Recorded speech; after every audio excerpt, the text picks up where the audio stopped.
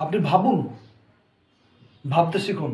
আপনাকে ভাবতেই হবে, আপনাকে মনে রাখতে হবে সত্য চেঁচিয়ে কথা বলে না, আপনাকে সত্যটা বুঝে নিতে হবে। প্রথমে আপনাকে একটা ভিডিও দেখাবো, ভিডিওটা দেখুন। नमस्कार दोस्तों, पहलगाम की बैसारन वैली, जिसे भारत का मिनी स्विट्जरलैंड कहा जाता है, इस टूरिस्ट स्पॉट पर एक खौफनाक आतंकी हमला हुआ जिसे देखकर पूरे देश की रूह कांप गई है। अभी तक की जानकारी के अनुसार इस आतंकी हमले में कम से कम 26 लोगों की जानें जा चुकी हैं, 17 लोग इंजर्ड हैं और मृतकों में से सभी 26 लोग मेल्स थे।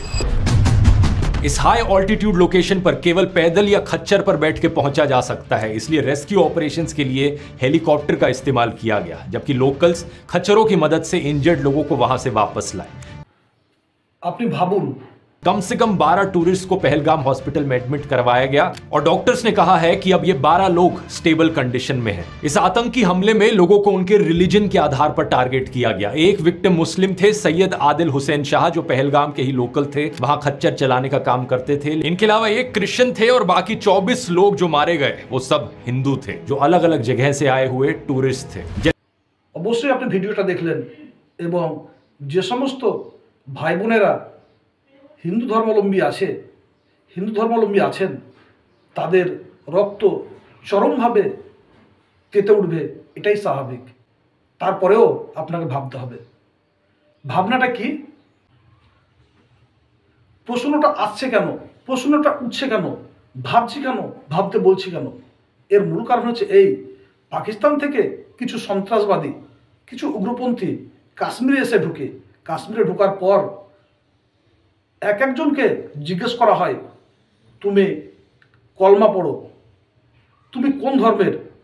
যখন তারা হিন্দু ধর্মের হয়, খ্রিস্টান ধর্মের হয়, তখন তাদেরকে গুলি করা হয়। প্রশ্ন এই জায়গাতে আবার চলে আসছে, এমনকি কজন আছে যারা ইসলাম ধর্মের থাকার কারণে, কলমা পড়তে পারার কারণে তাদেরকে ছেড়ে দেওয়া হয়েছে।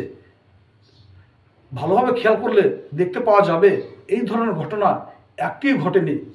তাহলে তাদের যে লক্ষ্য ছিল সেটা এমনি মানুষের কাছে প্রচার করে দেওয়া যে আমরা বেছে বেছে শুধু হিন্দুদেরকে মারছি, খ্রিস্টানদেরকে মারছি আর মুসলিমদেরকে ছেড়ে দিচ্ছি।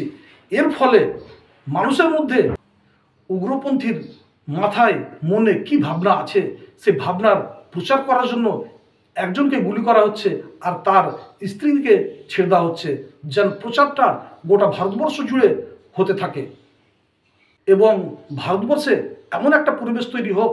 इस आतंकी हमले में लोगों को उनके रिलीजन के आधार पर टारगेट किया गया। एक